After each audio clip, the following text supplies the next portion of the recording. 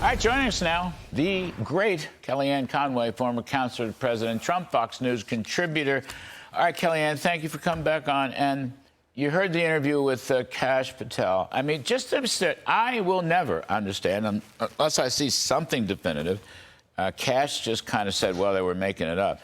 What was the FBI doing at Mar-a-Lago, okay, in August of whenever it was, 2022? To this day, don't understand it.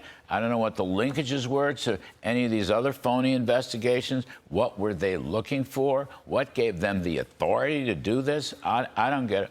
It was a complete abuse of power. We know that now. They were doing it for the reason that they do everything. They are motivated and animated by getting Trump.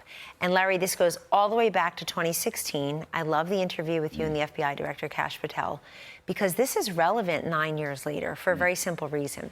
They are starting to declassify documents. They're starting to reveal to us, number one, what people at the highest echelons of power were doing, serving themselves. Number two, what people at the highest echelons of power were not doing, serving the people. And number three, and this is really part of the Trump doctrine, what were all these folks doing with your money? These are taxpayer-funded departments, agencies, cabinet positions, investigators. They're using our money to go after innocent people.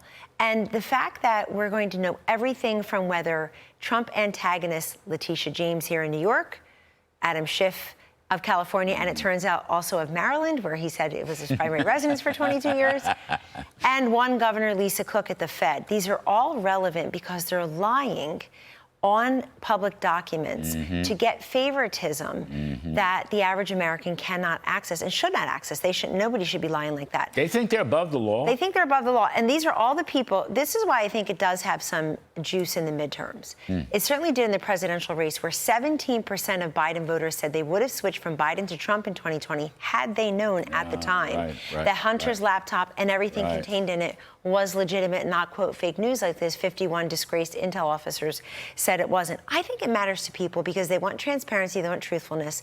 They want to know that elections are free and fair. But it matters for another reason. It matters because so many people stood up, and so many of them were members of Congress, United States senators, governors, and other office holders. They stood up and they said two big things: Russia collusion, stolen election. And then they said something else: no one is above the law. No kidding, pal. You're going to rue the day that you said that. They went on television shows. They sent official letters to their constituents. They went to town halls and other official and unofficial meetings. They outed classified information. They did it. That's breaking the law. So this is not revenge. This is the American people having a right to know what was going on. I love that. I think you're right, by the by. And it may have even more legs, as you're suggesting. But look I asked Kash directly, what were they doing there? And his answer was interesting. He said, they were creating a crime that didn't exist. That's right. Now, that is really... And now they're trying to cover it up. Yes, that's correct. We can't allow that. I'm sorry, we can't. A great country doesn't do that. A bad country, a Soviet Union, maybe Russia now, we can't do that. We cannot permit that to continue. Larry, it's so easy to forget right now. Today is August, let's see, 15 short months ago, Donald Trump was sitting in a courtroom here in New York. And they were trying to take away his liberty and his family's business and imprisoning people, indicting people, impeaching people, investigating them, long before they tried to imprison him and a wild man or two tried to take his life. These people in the Obama administration, after he won, after he beat Hillary, which was his original sin, they tried to get him to not take that oath of office. They concocted hoaxes that didn't exist. They tried to bust him after he won the election. They did. Incredible. At Trump Tower, January 6th, with a fake intel briefing. We all know December 8th, 10th, 13th, Obama himself was calling for new information, anything they could to stop him from taking the oath of office and taking the presidency. And why was that? First of all, because they didn't expect Donald Trump to happen. But secondly, they knew they were leaving behind a lot of this evidence. They just thought it'd be safe in President Hillary Clinton's hands. That woman stuck around for years in a failed dead-end marriage. She took her lumps. 8 years after Obama beat her fairly and squarely in that primary, she waited 8 more years to go against Trump. There was no way they were going to deny her the presidency.